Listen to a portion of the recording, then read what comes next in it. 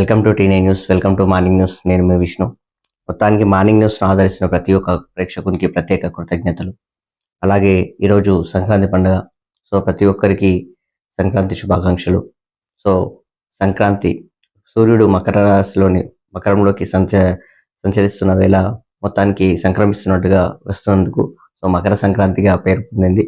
So ఆ విధంగా ఈ యొక్క సంక్రాంతి పండుగ సందర్భంగా ప్రతి ఒక్కరి కుటుంబంలో భోగభాగ్యాలు ఐష్టైశ్వర్యాలు విరసిల్లాలని చెప్పేసి ఆ భగవంతుడు మీకు ప్రతి ఒక్కరికి ఆప్యాయతతో అనురాగాన్ని అందరికీ ఆశీస్సులు అందించాలని చెప్పేసి మనస్ఫూర్తిగా కోరుకుంటూ నేను మీ విష్ణు. అలాగే అందరికీ సంక్రాంతి శుభాకాంక్షలు. అలాగే మొత్తానికి మార్నింగ్ న్యూస్లోకి వెళ్తాం రండి. వెలుగు దినపత్రిక చూసుకున్నాం. వెలుగు దినపత్రికలో మొత్తానికి సంక్రాంతి పండుగ సందర్భంగా మంగళవారం వెలుగు ఆఫీస్కు సెలవు ప్రకటిస్తున్నారు. సో బుధవారం సంచిక వెలువడదని చెప్పేసి గురువారం మళ్ళీ కలుద్దామని చెప్పేసి ఇక్కడ సంక్రాంతి సందర్భంగా ఈరోజు అంటే రేపు ఉండదు అన్నట్టు, మళ్ళీ ఎల్లుండి వస్తుంది. సో దానికి సంబంధించింది. దాంతోపాటు హరహర మహాదేవ అని చెప్పేసి ఇక్కడ ప్రయాగ్రాజ్లో మహాకుంభమేళ షురు అని చెప్పేసి ఇక్కడ వార్త. ప్రయాగ్రాజ్లోని త్రివేణి సంగమంలో సోమవారం తెల్లవారుజామున మహాకుంభమేళ ప్రారంభమైంది. సోమవారం పుష్య పౌర్ణమి కావడంతో 1.5 కోటి మంది భక్తులు పుణ్యస్నానాలు చేశారు. బ్రెజిల్, స్పెయిన్, రష్యా, అమెరికాలతో పాటు పలు దేశాల నుంచి వచ్చిన భక్తులు మహాకుంభమేళ తొలి రోజే త్రివేణి సంగమంలో స్నానాలు చేశారు. 45 రోజుల్లో 40 కోట్ల మంది వచ్చే అవకాశం ఉందని అధికారులు అంచనా వేస్తున్నారు. సో మహాకుంభమేళ మొత్తానికి స్టార్ట్ అయిపోయింది. ఈ మహాకుంభమేళ వచ్చేసి దాదాపు 12 సంవత్సరాలకు ఒకసారి స్టార్ట్ అవుతుంది కదా, వస్తుంది కదా ఈ కుంభమేళ. అదేవిధంగా దాదాపు 144 సంవత్సరాల తర్వాత ఇది పూర్ణ కుంభమేళ మహాకుంభమేళగా ఇప్పుడు ఫస్ట్ టైం వచ్చింది కాబట్టి ఆ విధంగా నడుస్తుంది అన్నట్టు. సో మళ్ళీ మహాకుంభమేళకు మరీ పూర్ణ కుంభమేళకు మళ్ళీ ఉంటారో ఉండరో అనే విధంగా ఇప్పుడు కంపల్సరీగా అందరూ స్నానాలు ఆచరించడం, ఆ విధంగా ఈ యొక్క దైవ దర్శనం మొత్తానికి ఆధ్యాత్మిక సేవలో ఈ మహాకుంభమేళ కొనసాగుతుంది అన్నట్టు. సో దానికి సంబంధించిన వార్త. దాంతోపాటు సాంప్రదాయాల వేడుక సంక్రాంతి అని చెప్పేసి ప్రజలు రెట్టింపు ఉత్సాహంతో జరుపుకుంటున్నారు అని చెప్పేసి నరేంద్ర మోడీ అంటున్నాడు, ప్రధాని. సో ఢిల్లీలోని కిషన్ రెడ్డి నివాసంలో వేడుకల్లో పాల్గొన్న ప్రధాని అని చెప్పేసి ఇక్కడ వార్త. సో ఇక్కడ చూడండి, ఈ యొక్క వీడియోలో వచ్చేసి మేము చూసాము చిరంజీవి గారు ఉండడం జరిగింది ఇక్కడ. చిరంజీవి గారు ఆల్మోస్ట్ ఈ యొక్క జనసేనాని పవన్ కళ్యాణ్ గారు చీఫ్ మినిస్టర్ అయిన తర్వాత అప్పటి నుంచి ఇప్పటి వరకు చిరంజీవి గారిని ఈ యొక్క రాజకీయాలకు మళ్ళీ ఆహ్వానించే తరహాలా కనిపిస్తుంది. సో బీజేపీ పార్టీ, ఈ యొక్క నరేంద్ర మోడీ వీళ్ళందరూ ప్రత్యక్షంగా అంటే ఈ యొక్క ఒక రకంగా సాంప్రదాయంగా ఈ యొక్క పండగ సందర్భంగా ఉన్న వేళ చిరంజీవి గారు ఫిల్మ్ ఇండస్ట్రీ లెవెల్ ఇప్పుడు రాజకీయాలకు కొంచెం దూరంగా ఉంటున్నారు. ఆ విధంగా ఒకవేళ ఆలోచిస్తే చిరంజీవి గారిని ఇప్పుడు బీజేపీ పార్టీ ఆహ్వానిస్తుందా? జనసేన పార్టీ మళ్ళీ తెలంగాణ జనసేన పగ్గాలు చిరంజీవి చేతిలో పెట్టే అవకాశాలు ఉన్నాయి, లేదా బీజేపీ పార్టీ తెలంగాణ పగ్గాలను చిరంజీవి గారి చేతిలో పెట్టే అవకాశాలు ఏమైనా ఉన్నాయి? మొత్తానికి అయితే రాజకీయాలకు అతన్ని మళ్ళీ తీసుకెళ్లే విధంగా చిరంజీవి గారిని ఆహ్వానించే విధంగా ఇక్కడ కనిపిస్తున్నట్టుగా కొంత కనిపిస్తుంది అన్నట్టు. ఎందుకంటే ఇంతకుముందు ఇదే పవన్ కళ్యాణ్ ప్రమాణ స్వీకారం చేసిన రోజు ఇదే పవన్ కళ్యాణ్ గారిని ప్రత్యేకంగా చిరంజీవి గారిని తీసుకెళ్లి ఈ యొక్క ప్రధాని మోదీతోటి కల్పించడం జరిగింది. ఆ వీడియో నెట్టింట వైరల్ అవ్వడం కూడా జరిగింది. ఆ విధంగా అప్పటి నుంచి ఇప్పటి వరకు ఇందులో పవన్ కళ్యాణ్ గారు లేరు. ఈ తెలంగాణ సంబరాల్లో కిషన్ రెడ్డి గారి ఇంటికి నరేంద్ర మోడీ గారు రావడం జరిగింది. సో అందులో ప్రత్యేక ఆహ్వానం పలికింది మాత్రం చిరంజీవి గారు. సో ఈ పండగ వేళ మాత్రం ఈ పండగ సంబరాల్లో చిరంజీవి గారు రావడం, ఈ తెలంగాణ రాజకీయాల్లోకి లేదా దేశ రాజకీయాల్లోకి మాత్రం మొత్తానికి మళ్ళీ చిరంజీవి గారు రీఎంట్రీ ఇవ్వబోతున్నారు. అది బీజేపీ పార్టీ లెవెల్నా లేకపోతే జనసేన పార్టీ లెక్కలనా అని కంపల్సరిగా వచ్చే అవకాశాలు ఉన్నట్టుగా మాత్రం కనిపిస్తున్నాయి ఇక్కడ. సో దానికి సంబంధించింది. దాంతోపాటు కలర్ఫుల్ పతంగులు, నోరూరించే స్వీట్లు, పరేడ్ గ్రౌండ్ లో international kites and sweets festival. 16 దేశాల నుంచి 47 మంది కైట్స్ ఫ్లవర్స్, దాంతోపాటు 700 స్టాళ్లతో 1500 రకాల స్వీట్లు ఫెస్టివల్ ను ప్రారంభించిన మంత్రులు పొన్నం ప్రభాకర్, జూపల్లి అని చెప్పేసి ఇక్కడ వార్త. మొత్తానికి ఈ యొక్క ఈ యొక్క కైట్స్ ఫెస్టివల్ అయితే ప్రతి ఏడు అంగరంగ వైభవంగా కొనసాగుతుంది. అక్కడ వివిధ ఎక్కడెక్కడి నుంచి వచ్చేసి అక్కడ పతంగులు ఎగరేయడం జరుగుతుంది. ఆ ఫెస్టివల్ కి ఈ యొక్క పొన్నం ప్రభాకర్, జూపల్లి ఇద్దరు మొత్తానికి మంత్రులు ఈ యొక్క కార్యక్రమాన్ని స్టార్ట్ చేయడం జరిగింది. సో పరేడ్ గ్రౌండ్స్ మొత్తము కలర్ఫుల్ గా వెళ్ళిపోయింది అన్నట్టు. సో దానికి సంబంధించింది పండగ వేళ గట్టిగా నడుస్తుంది. దాంతోపాటు తొలి ఏడాదిలోనే భారీగా పెట్టుబడులు అని చెప్పేసి దావాస్ లో ఒప్పందం కుదిరిన 17 ప్రాజెక్టుల పనులు షురు. సీఎం కు వివరించిన అధికారులు. రాష్ట్ర ఇండస్ట్రియల్ పాలసీ అందరినీ ఆకట్టుకుంటున్నాయని చెప్పేసి సీఎం రేవంత్ రెడ్డి అంటున్నాడు. ఎకానమీకి అభివృద్ధి సంక్షేమం నిలబెట్టాయని వెల్లడి. ఈ నెల 16 నుంచి 22 వరకు సీఎం విదేశీ పర్యటనలో ఉంటారు. సో దానికి సంబంధించిన వార్త. మొత్తానికి దావోస్ ఒప్పందంలో 17 ప్రాజెక్టులకు పనులు షురు అవుతున్నాయంట. సో ఇప్పుడున్న కాంగ్రెస్ పార్టీ వాస్తవానికి ఈ యొక్క ఉపాధి సృష్టించే విధంగా ఎక్కువ కనిపిస్తుంది. అభివృద్ధి మీద ప్రత్యేక ఫోకస్ పెట్టింది. అభివృద్ధి మీద ఫోకస్ పెడితే ఈ ఇండియన్ ఎకనామికల్ విధంగా బడ్జెట్ పెరిగే విధంగా, సంపద ఎలా సృష్టించాలి అనే విధంగా, ప్రతి ఒక్కరికి ఉపాధి ఎలా కల్పించాలనే విధంగా ఈ కోణంలో ఆలోచిస్తున్నారు. అదేవిధంగా ఈ సంక్షేమ పథకాలకు కొంతవరకు నిధులు కూడా కరెక్ట్ లేకపోవడం చాలా ఇబ్బంది. రాష్ట్రం ఆల్రెడీ అప్పుల్లో ఉన్న విషయం అందరూ తెలుసు. 7 లక్షల కోట్ల అప్పులు, 7,11,000 కోట్ల అప్పు. ఆ విధంగానే ఈ యొక్క సంక్షేమ పథకాలకు ఇబ్బందిగా జరుగుతున్నా కానీ ఈ యొక్క అభివృద్ధి మాత్రం ప్రత్యేక ఫోకస్ పెట్టినట్టుగా కంపెనీలకు ఆఫర్ ఇస్తున్నారు అన్నట్టు. విదేశాల నుంచి కంపెనీలకు ఆఫర్స్ ఇవ్వడం, రేవంత్ రెడ్డి ప్రత్యేక ఫోకస్ పెట్టడం, ఈ విధంగా జరుగుతుంది. దానిలో ఈ ఐటీ రంగం విషయంలో అయితే కంప్లీట్ గా ఇక్కడ దుద్దిల శ్రీధర్ బాబు మాత్రం ప్రత్యేక ఫోకస్ పెట్టినట్టుగా మాత్రం అతను మంత్రి అయినప్పటి నుంచి ఇప్పటి వరకు చాలా కష్టపడుతున్నారు. సో నిజం చూపియాలి కాబట్టి తప్పదు మనకు. సో ఆ విధంగా ఈ యొక్క సీఎం రేవంత్ రెడ్డి మాత్రం ఈ తెలంగాణ రాష్ట్ర ప్రత్యేక ఫోకస్ పెట్టడం ఏంటంటే అభివృద్ధి మీద, సంక్షేమ పరిధిని కొంత పక్కన పెడుతూనే, ఎందుకంటే సంక్షేమ పథకాలు లేట్ అవుతున్నాయి, ఆ విషయం అందరూ తెలుసు.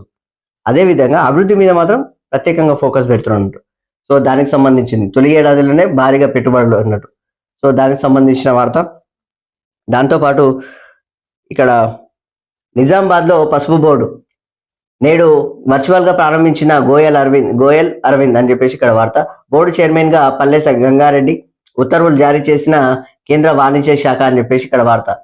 ఈ యొక్క నిజామాబాద్ లో పసుపు బోర్డు అనే విషయము, ఈ పసుపు బోర్డుకు సంబంధించిన వార్త దాదాపుగా ఈ మునుగోడు ఎన్నికల టైం కన్నా ముందు ప్రధాని ప్రకటించిండు. అంటే దాదాపుగా 1.5 year ఓ రకంగా ఆల్మోస్ట్ 2 సంవత్సరాలకు వస్తుంది. ఇప్పుడు స్టార్ట్ అవుతుంది పసుపు బోర్డుకు సంబంధించింది. ఆ విధంగా ఉంది చూడండి. మొత్తానికి అయితే నేడు వర్చువల్ గా ప్రారంభిస్తున్నారు. సో అందులో గోయల్ దాంతోపాటు ధర్మపురి అరవింద్ ఇద్దరు పాల్గొనబోతున్నారు. సో దానికి సంబంధించిన వార్త. బీజేపీ పార్టీ ఎప్పుడు ప్రకటించి ఎప్పుడు స్టార్ట్ అయిందో మీరు చూడండి. మునుగోడు ఎన్నికల కన్నా ముందు పసుపు బోర్డు ప్రకటించారు నరేంద్ర మోడీ. అప్పుడు నిజామాబాద్ లో కానీ ఇక్కడ మహబూబ్ నగర్ లో కానీ ఒకే టైంలో ఎన్నికల టైంలో ఒకే టైం ఆల్మోస్ట్ గా మీటింగ్స్ జరిగినాయి. ఇక్కడ ప్రధాని రావడం జరిగింది, ప్రధాని పర్యటన జరిగింది. ఆ విధమైన టైంలోనే ప్రకటించడం జరిగింది. అప్పటి నుంచి ఇప్పుడు వచ్చేసింది. ఇప్పుడు మొత్తానికి వేదికలోకి ముందుకు వచ్చేసింది అన్నట్టు ఒక రకంగా. సో ఇది వార్త ఇట్లా ఉంది. దాంతోపాటు కొత్త స్కీమ్స్ కు 45,000 కోట్లు. ఈ నెల 26 నుంచి రైతు భరోసా, ఆత్మీయ భరోసా, దాంతోపాటు ఇందిరమ్మ ఇండ్లు, రేషన్ కార్డులు అని చెప్పేసి డిప్యూటీ సీఎం బట్టి విక్రమార్క చెప్తున్నాడు. సో దానికి సంబంధించిన వార్త. మొత్తానికి ఈ రకంగా సంక్రాంతి కానుకలని కాంగ్రెస్ పార్టీ వాళ్ళు చెప్తున్న విషయం. కొత్త స్కీమ్స్ కు 45,000 కోట్లు. ఈ నెల 26 నుంచి రైతు భరోసా, 26 నుంచి అంటే ఈ జనవరి 26 నుంచి, ఎందుకంటే ఈ 2 నెలలు మాత్రము అంటే డిసెంబర్ నెలలో ఇస్తామన్న ఈ యొక్క ఆత్మీయ భరోసాను డిసెంబర్ 27 తారీఖు ఇస్తున్నారు, 28 తారీఖు, 27 తారీఖు. ఆ తర్వాత పొడిగించుకొని ఈ యొక్క జనవరికి వచ్చేసినారు. ఈ యొక్క జనవరి 26 ఎందుకని స్పెసిఫిక్ గా మనం తెలుసుకోవాల్సింది ఏంటంటే ఫిబ్రవరిలో స్థానిక ఎన్నికలు ఉన్నాయి, సర్పంచ్ ఎన్నికలు ఉంటాయి. స్థానిక ఎన్నికలు కంప్లీట్ గా సర్పంచ్, ఎంపీటీసీ, జెడ్పీటీసీ, దాంతోపాటు మున్సిపాలిటీ, ఈ స్థానిక ఎన్నికలకు కంప్లీట్ గా ఈ యొక్క కాంగ్రెస్ పార్టీకి ఫేవర్ గా వచ్చే విధంగా ఆ లెక్కన నడిపిస్తున్నారు. ఎందుకంటే ఈ యొక్క డిసెంబర్లో లేకపోతే జనవరి స్టార్టింగ్ లోనే ఇస్తే స్థానిక ఎన్నికల మీద ఎఫెక్ట్ పడే ఛాన్సెస్ కూడా ఉన్నాయి కొంతవరకు. కాబట్టి అప్పుడే ఇస్తే కాంగ్రెస్ పార్టీ వాళ్ళు బాగానే ఇచ్చారు అనే విధంగా ప్రజలు కొంతవరకు మొగ్గు చూపుతారని ప్రభుత్వం ఇక్కడ కాంగ్రెస్ పార్టీ చేస్తున్న తరహాలు ఇవన్నీ. సో దాని లెక్కల మొత్తానికైతే 26 తారీఖు నుంచి రైతు భరోసా చేస్తున్నారు. రైతు భరోసా 12,000. ఈ యొక్క ఆత్మీయ భరోసా అనేది అంటే వాళ్ళు ఉపాధి పనులు చేసి ఉంటే చాలు వాళ్ళకి ఆత్మీయ భరోసా అంటే రైతు కూలీలకు సంబంధించింది. దానికి సంబంధించి దాదాపు ఇందిరమ్మ ఇండ్లు, రేషన్ కార్డులు సో మొత్తానికి ప్రకటించారు డిప్యూటీ సీఎం. పథకాల అమల్లో ఇందిరమ్మ కమిటీలది కీలక పాత్ర. ప్రతి గ్రామంలో లబ్ధిదారుల వివరాలతో ఫ్లెక్సీల ఏర్పాటు చేస్తామని వెల్లడి. 4 స్కీమ్స్ కు సంబంధించి ఉమ్మడి ఖమ్మం జిల్లా సమీక్షా సమావేశం హాజరైన మంత్రులు కోమటిరెడ్డి వెంకటరెడ్డి, దాంతోపాటు తుమ్మల నాగేశ్వరరావు, దాంతోపాటు పొంగులేటి శ్రీనివాసరెడ్డి, దాంతో ఉత్తమ్ కుమార్ రెడ్డి. మొత్తానికైతే వీళ్ళందరూ పాల్గొనడం జరిగింది. సో మొత్తానికి ప్రకటనలు విడుదల చేయడం జరిగింది. అయితే ఇక్కడ ఒక విషయం మనము లబ్ధిదారులకు వివరాలతోటి అంటే ఇది ఇందిరమ్మ కమిటీ కీలక పాత్ర అంటున్నారు. ఇందిరమ్మ కమిటీ గ్రామాల స్థాయిలో పెడతామన్నారు కదా. ఈ ఇందిరమ్మ కమిటీలకు కొంతవరకు శాలరీలు ఇచ్చి కూడా పెడతామని చెప్పేసి ఇంకో మాట కూడా అన్నారు. కానీ వాళ్ళు కూడా లబ్ధిదారులకే ఇచ్చేటట్లుగా ఉండాలి. ఎవరిని కమిషన్ ఇస్తే వానికి ఇచ్చేటట్టుగా ఉంటే ఇక అది మళ్ళీ గత బీఆర్ఎస్ పార్టీ చేసిన ఏమంటారు 30% కమిషన్ ఉండే కదా. కేసీఆర్ సార్ అయిపోయింది అప్పట్లో దళిత బంధు కానీ లేకపోతే ప్రతి ఒక్క దానిలో 30% తీసుకుంటున్నారని చెప్పేసి ఆయన అయిపోయింది కదా. ఆ విధంగా ఇవన్నీ కనిపిస్తాయి అన్నట్టు. సో మరి ఇక కాంగ్రెస్ పార్టీ ఏ లెక్కల పోతుందో కూడా చూడాలి. ఇందిరమ్మ కమిటీలు కీలక పాత్ర లేకపోతే అక్కడ ఆ యొక్క ఇన్ఛార్జ్ ఆ జిల్లా ఇన్ఛార్జ్ కు లేకపోతే ఆ మంత్రికి కంపల్సరీ ఇన్ఫర్మేషన్ ఉండాలి. వాళ్ళు ఎవరు చెప్తే వాళ్ళకి అన్నేటట్లు ఉండి అది కూడా ఇక కమిషన్ లెక్కలు నడిస్తే మాత్రం చాలా ఇబ్బంది ఉంటుంది.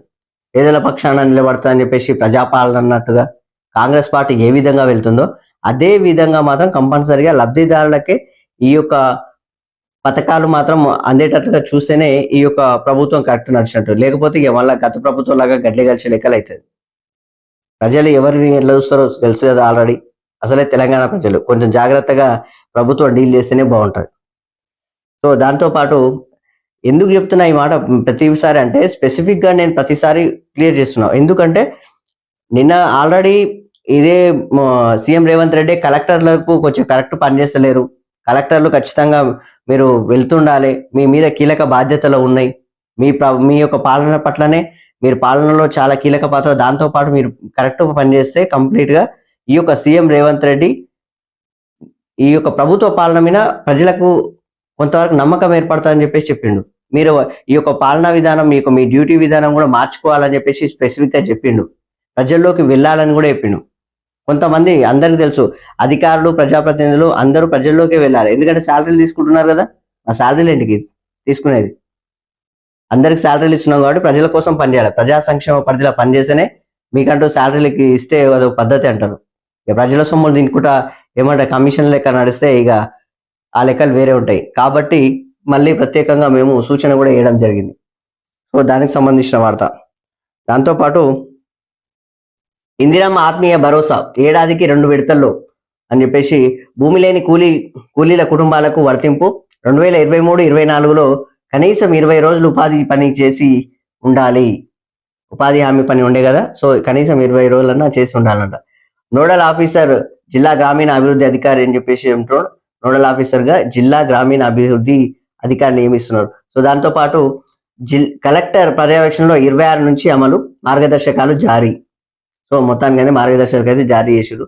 కానీ కంపల్సరీ భూమి లేని కుటుంబం 2 విడతల్లో ఏడాదికి 2 విడతలు అంటే ఏడాదికి 12,000 ఇస్తామని చెప్పారు కదా. ఆ 12,000ను 2 విడతలుగా ఇస్తున్నారు. ఫస్ట్ 6,000 తర్వాత 6,000 ఆ విధంగా. సో దానికి సంబంధించిన వార్త. దాంతోపాటు కులగణ సర్వే ఆధారంగా కొత్త రేషన్ కార్డులు ఎంపీడీఓలు మున్సిపల్ కమిషనర్లకు అర్హులుగా గుర్తింపు బాధ్యతలు అంట. మొత్తానికి ఎంపీడీఓలు మున్సిపల్ కమిషనర్లకు అర్హుల గుర్తింపు బాధ్యతలు గైడ్ లైన్స్ రిలీజ్ చేస్తున్నారు. సో మొత్తానికి కులగణ సర్వే ఆధారంగా కొత్త రేషన్ కార్డులు ఇస్తున్నారు అన్నట్టు.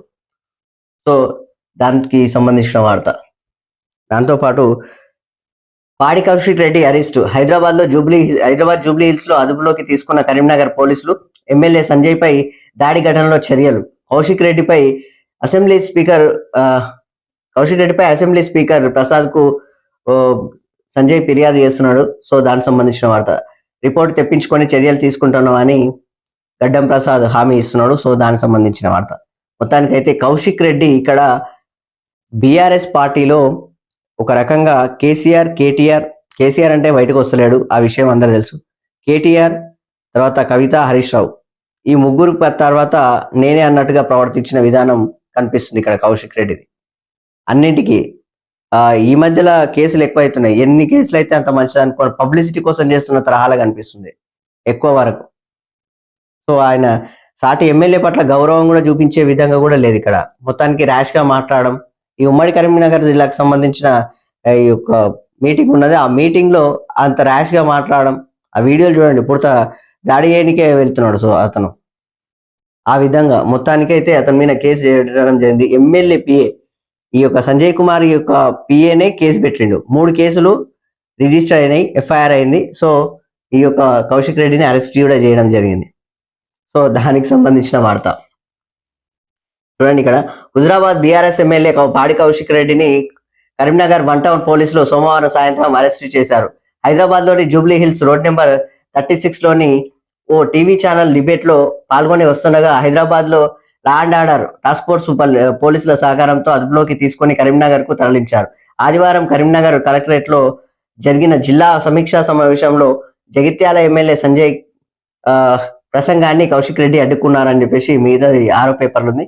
సో అడ్డుకొని మాటలు మాత్రం దూషించిన మాటలు కనిపించినాయి అక్కడ. సో ఆ విధంగా ఉన్నందుకు ఈ పాడి కౌశిక్ రెడ్డిని మొత్తానికి అరెస్ట్ చేయడం జరిగింది. సో దానికి సంబంధించిన వార్త. దాంతోపాటు ఇక్కడ డియర్ మళ్ళీ వస్తానో రానో, పిల్లల్ని జాగ్రత్తగా చూసుకొని చెప్పేసి ఇక్కడ తీన్మార్లో చూడండి. ఇప్పుడు ఆల్రెడీ సంక్రాంతి పండుగ కదా, పందెం కోళ్ళు ఉన్నాయి కదా. సో దానికి సంబంధించింది పందెం కోళ్ళ ఆటల పుంజు చెప్తున్నాడు పెట్టకు. సో దానికి తీన్మార్ వార్తలో ఇక్కడ టెలికాస్ట్ చేయడం జరిగింది.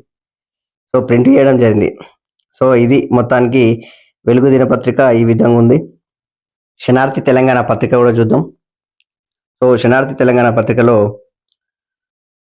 అంధకారంలోకి యువత భవిష్యత్తు, బీజేపీ పాలిత రాష్ట్రాల్లో తీవ్ర నిరుద్యోగం, ఉద్యోగాలు కల్పించకపోగా ఉన్న ఉద్యోగాలకు తీసేసిండ్రు.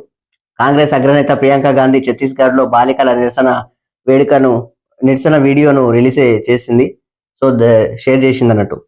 సో దానికి సంబంధించిన వార్త. అంధకారంలో యువత భవిష్యత్తు, బీజేపీ పార్టీ చెప్పింది, ఆ విషయం అందరు తెలుసు. ఏటా 2 కోట్ల ఉద్యోగాలు, 10 సంవత్సరాలు అయిపోయింది, ఇది 15వ సంవత్సరం ఓ రకంగా చెప్పాలంటే. మళ్ళీ 5 సంవత్సరాలు కూడా పాలిస్తున్నారు కదా బీజేపీ పార్టీ. కేంద్రంలో గవర్నమెంట్ ఫామ్ చేసిన ఫస్ట్ నుంచే చెప్పారు వాళ్ళు, ఏటా ఖచ్చితంగా 2 కోట్ల ఉద్యోగాలు ఇస్తాము అని చెప్పేసి. మరి ఇప్పటి వరకు ఒక ఉద్యోగం కూడా లేదు. ఉన్న ఉద్యోగాలు కూడా ఈ యొక్క సెంట్రల్ గవర్నమెంట్ సంబంధించిన జాబ్స్ అన్నింటినీ ప్రైవేటీకరణ చేస్తున్నారు. ప్రైవేటీకరణ అసలు ఉపాధి సృష్టించకుండా ఏ విధంగా వస్తుంది మీకు?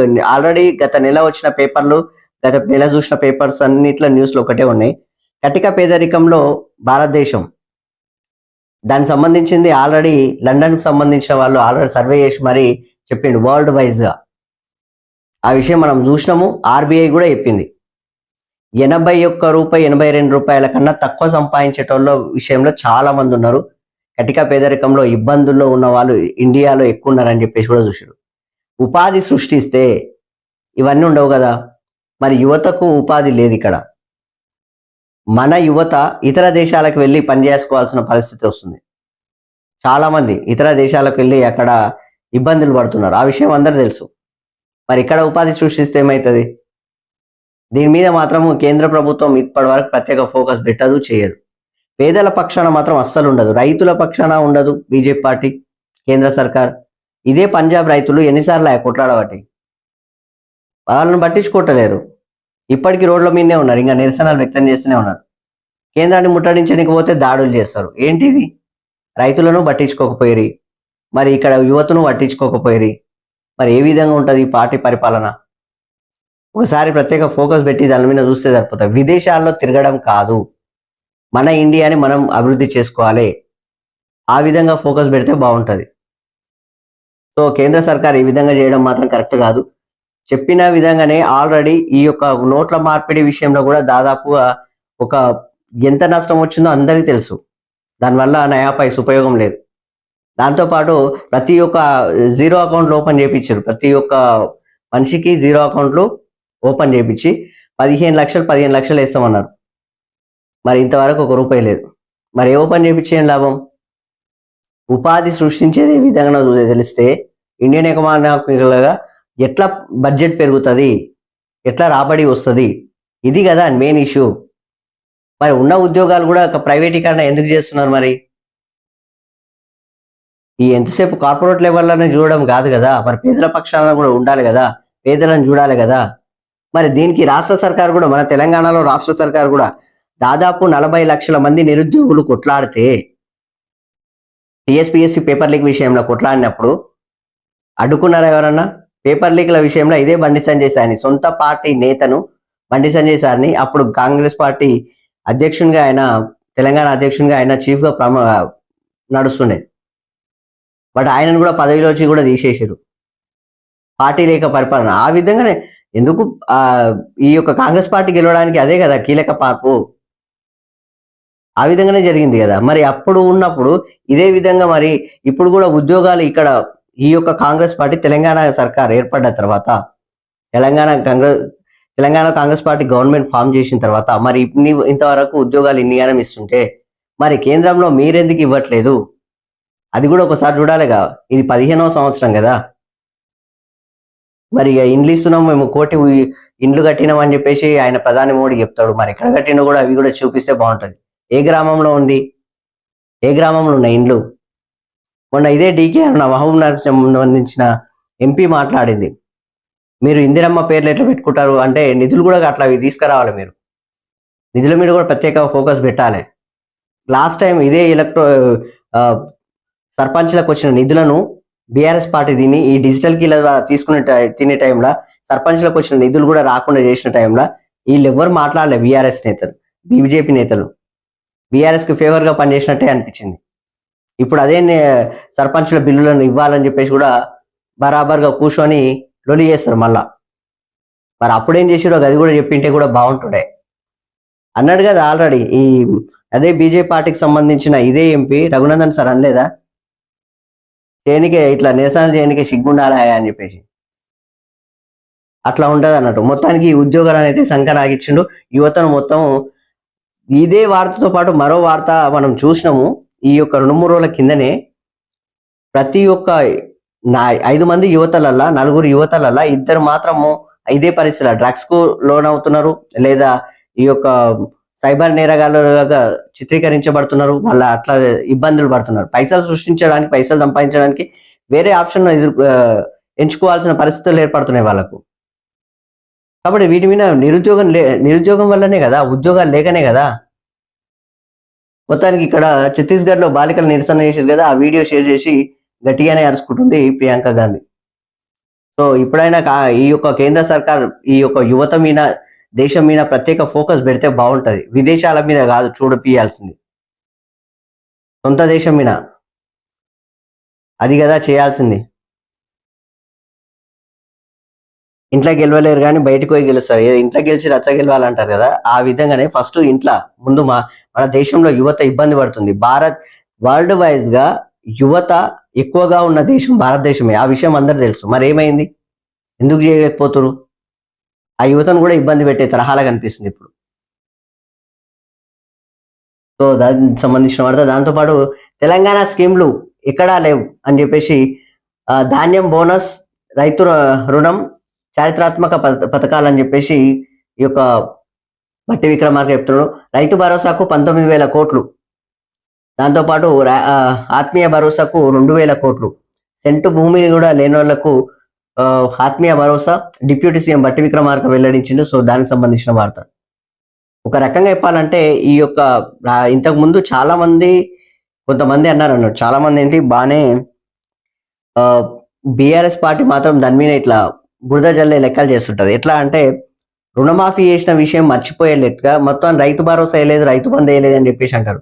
రైతు బంధు, రైతు భరోసా అంటే ఎంత? 5,000, 10,000, 20,000, 30,000. కానీ 2 లక్షల రుణమాఫీ అయిందనే విషయం మాత్రము అది ముందరికి తీసుకొస్తలేరు. 22,000 కోట్లతోటి మొత్తానికి రుణమాఫీలు చేశారు రాష్ట్ర సర్కార్. ఒకవేళ కాని వాళ్ళు ఉంటే కూడా ముందుకెళ్ళి చెప్పుకునే ప్రయత్నం చేయాలి, దాన్ని చేసుకునే ప్రయత్నం కూడా చేయాలి. అది కదా కీలక మార్పు అంటే. మరి 5-10 వేలు ఎక్కువనా, 2 లక్షలు ఎక్కువనా? రైతులను ఇక్కడ ఉన్న కొంతమంది తప్పుదారి పట్టించే విధంగా చేస్తున్నారు అన్నట్టు. ఇక్కడ ఇంకో విషయం ఏంటంటే రైతు భరోసాకు 19,000 కోట్లు, ఆత్మీయ భరోసాకు 2,000 కోట్లు ఖర్చు అవుతుంది. ఇక్కడ ఉన్న పరిస్థితి ఏంటంటే ప్రతి నెల మనకు 18,500 కోట్లు మాత్రమే వస్తుంది. అందులో మళ్ళీ 6,500 కోట్లు తీసుకెళ్లి గత ప్రభుత్వం చేసిన ఇంట్రెస్ట్లు, దానికి సంబంధించిన ట్యాక్స్లు, ఈఎంఐలు అవి కట్టాల్సిన పరిస్థితి ఏర్పడుతుంది. మళ్ళీ మిగిలిన దాంట్లో ఈ యొక్క పరిపాలన నడిపియాలి. అందుకే ఈ యొక్క పథకాలు లేట్ అవుతున్నాయి. ఇప్పుడు కూడా ఈ యొక్క కాంగ్రెస్ సర్కార్ మొన్న అసెంబ్లీ సమావేశాలు చెప్పిన విధంగా 55,000 కోట్లు మేము ఇప్పటివరకు అప్పు తెచ్చినామన్నారు. కానీ ఇప్పటికే అప్పులు మస్తు అయినాయి. వాటిని కూడా కొంచెం తీసేసే విధంగానే ఈ యొక్క వీటిని కూడా గత ప్రభుత్వం భూములు అమ్ముకున్నది, ప్రభుత్వ భూములను అమ్ముకున్నది. కానీ ఈ ప్రభుత్వం వాటిని తనఖాలు పెట్టే ప్రయత్నం కూడా కొంతవరకు చేస్తుంది. కానీ అమ్ముడు పోయే లెక్కలు, అమ్మే లెక్కలు మాత్రం చేయట్లేదు. సో ఆ విధంగానే అప్పులు కూడా ఎక్కువ కాకుండా చూడాలని చెప్పేసి గవర్నమెంట్కి మేము ప్రత్యేకంగా సూచన చేస్తున్నాం T9 న్యూస్ తరపు నుంచి.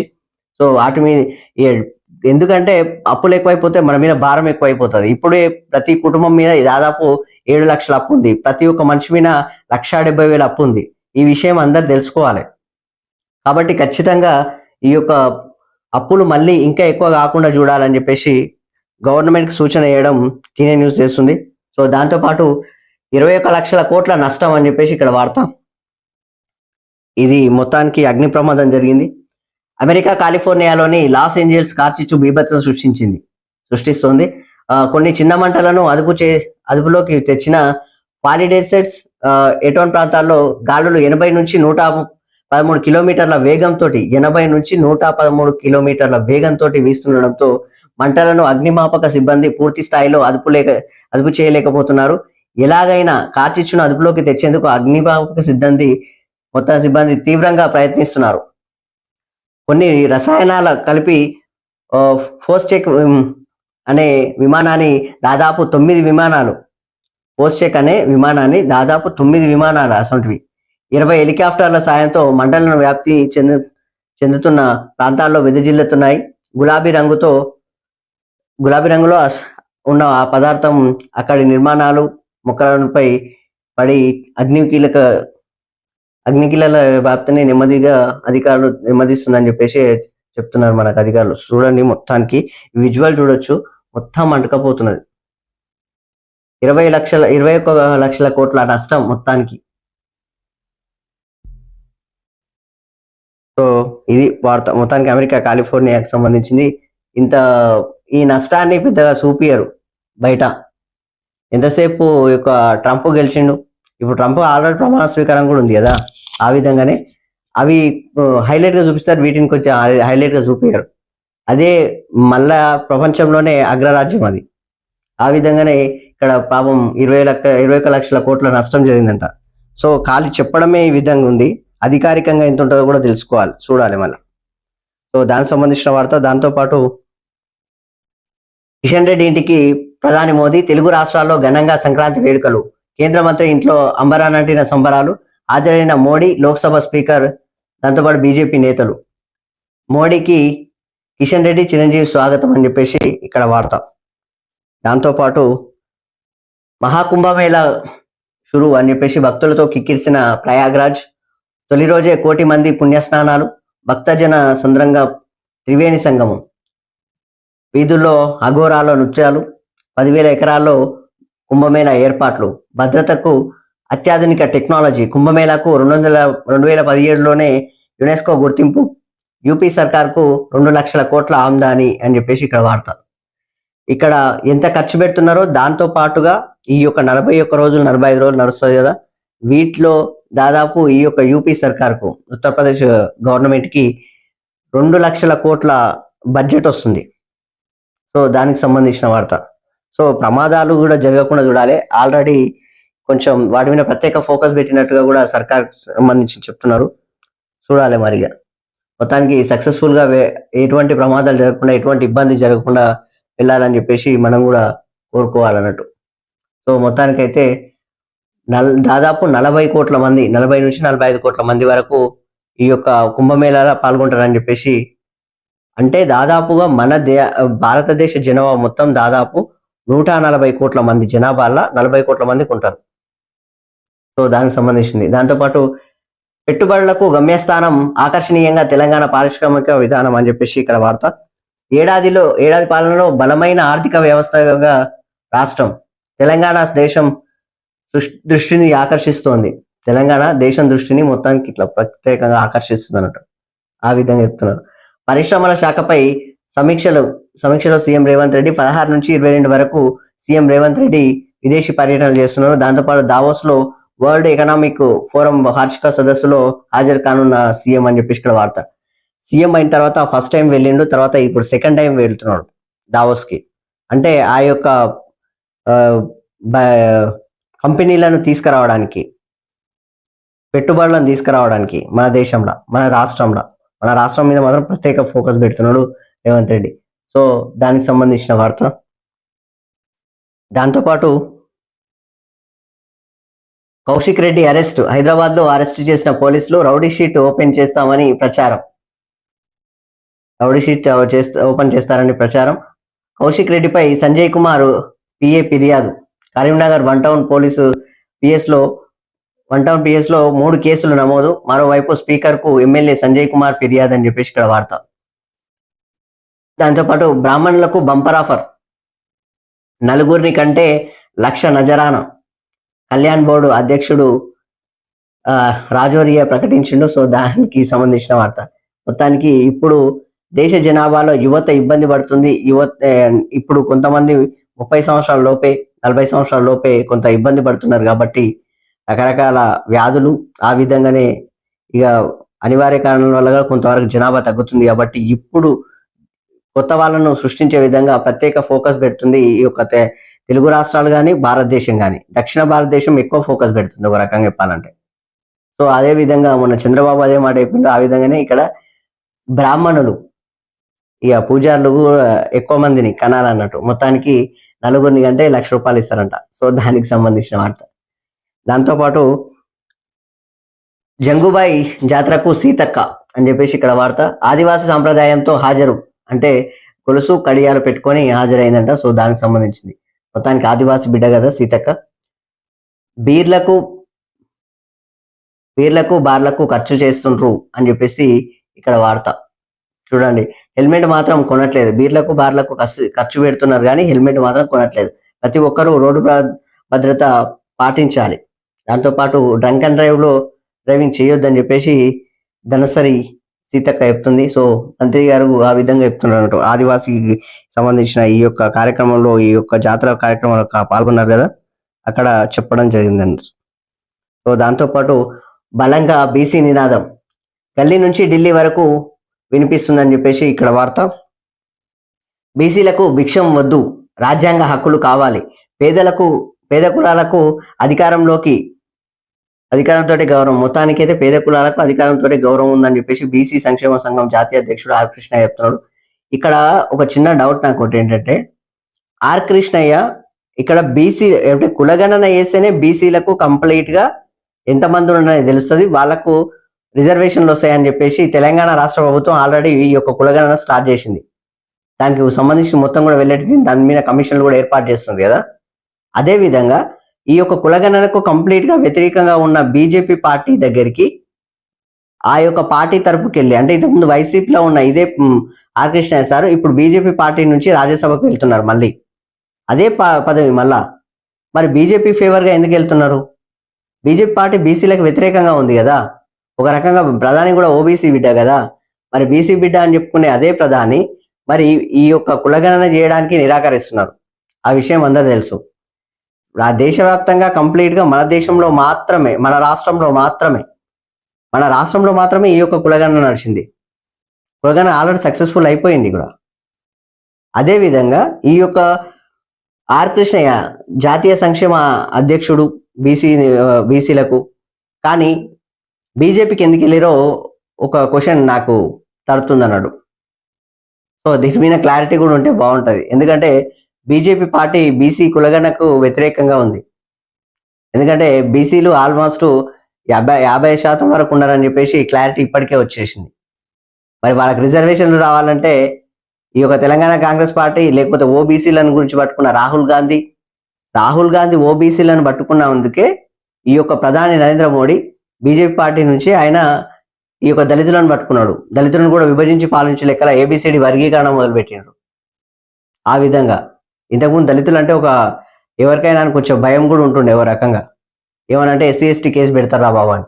మరి ఇప్పుడు ఆ ఎస్సీ ఎస్టీ కేసులను కూడా ఏబిసిడి వర్గీకరణ చేస్తే మళ్ళీ కూడా వాళ్ళకి రిజర్వేషన్లు కూడా ఇవ్వకూడదు అని చెప్పేసి ఈ యొక్క అగ్రవర్ణాలకు సంబంధించిన కాదు ఇక్కడ ఏబిసిడి వర్గీకరణలో కోతలు పోస్తారు అన్నట్టు. అప్పుడు కేసీఆర్ సగం కోస్తే మళ్ళీ ఆయనకు సపోర్ట్ చేసి ఇప్పుడు మళ్ళీ బీజేపీ పార్టీ అక్కడ వెళ్తుంది. మరి ఏమైతుందో ఏమో అర్థమవుతుంది. ఆర్ కృష్ణ మాత్రం మరి బీజేపీ ఫేవర్ గా ఎందుకున్నాడో కూడా ఒకసారి చూడాలి. సో మొత్తానికి ఇది నా లోపల తట్టిన క్వశ్చన్. సో ఇది మొత్తానికి శనార్థి తెలంగాణ దినపత్రిక. మొత్తానికి ఈరోజు సంక్రాంతి పండుగ రోజు ప్రధాన వార్తాపత్రికల్లోని ప్రధాన వార్తలు ఇవిలా ఉన్నాయి. సో చూస్తూనే ఉండండి T9 న్యూస్. అందరికీ సంక్రాంతి పండుగ శుభాకాంక్షలు. అలాగే ప్రతి ఒక్కరూ మా ఛానల్ని సబ్స్క్రైబ్ చేసుకొని మరింత మమ్మల్ని సపోర్ట్ చేయగలరని రిక్వెస్ట్ చేస్తూ నేను మీ Vishnu. Thank you very much.